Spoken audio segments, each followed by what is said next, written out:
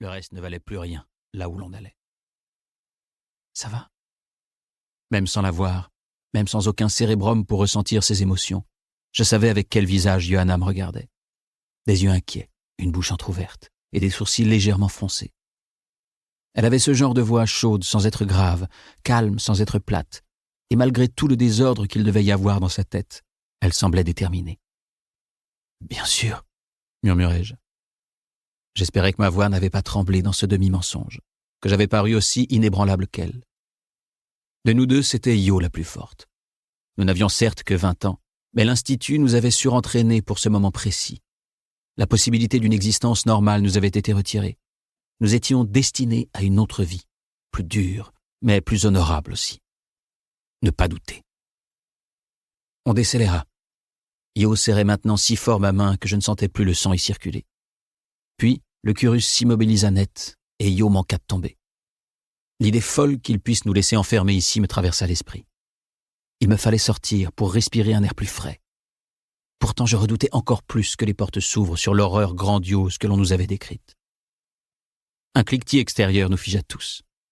Alors que je retenais mon souffle, la porte s'ouvrit dans un bruit de tempête. Des gradés nous attendaient, empêchant les journalistes triés sur le volet d'approcher de trop près. Descendre du Curus fut à la fois une libération et une épreuve.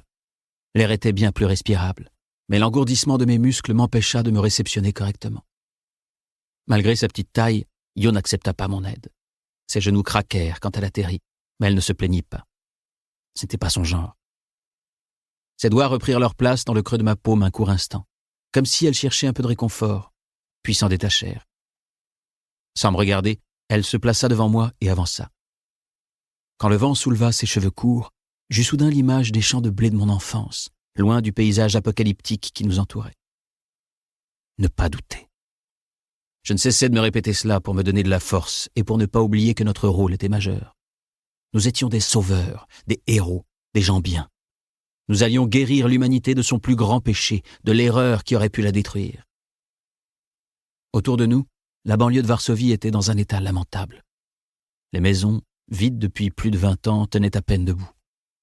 Les éclats de verre oubliés par endroits témoignaient de l'atrocité produite ici. Et malgré le grand nettoyage qu'avait effectué Erit, notre patrie, il restait les traces de sang noirci de ceux qui avaient pu fuir la ville à temps, blessés, mais en vie. J'observais le mur qui entourait la zone. 1 kilomètre de parois qui touchaient le ciel. La porte, à moitié aussi grande, nous narguait de toute sa hauteur. Mon instinct me hurlait une seule chose. Fuis. Mais tout le reste de mon être savait que ma place était là, et nulle part ailleurs. Et puis il y avait ce sentiment qui pulsait dans ma poitrine. Cette chose immense qui me brûlait de l'intérieur, qui me donnait l'impression d'être en vie. Fascination. Mobilisés, en rang! Dans une synchronisation presque parfaite, notre groupe de 100 soldats obéit et se rangea. Ce genre d'ordre était en quelque sorte inscrit dans notre ADN. Sous nos pieds, les gravats roulaient bruyamment, et la poussière se soulevait dans un nuage épais, troublant notre vision et irradiant nos poumons. Le soleil timide de ce matin de mai contrastait avec les lieux lugubres qui nous faisaient face. Autour de nous, les restes d'une banlieue cimetière, et devant nous, derrière ce mur infini, quelque chose de bien pire nous attendait. La folie humaine était passée par là. Une quête de pouvoir et de puissance qui avait mené une nation à sa perte et nous avait condamnés à rectifier son erreur. La zone semblait si silencieuse vue de l'extérieur, sereine dans sa solitude. J'aurais presque oublié pourquoi nous étions là. Je pris une grande inspiration. L'air était si différent ici, plus âcre, plus vieux aussi, avec un arrière-goût d'abandon et de désespoir.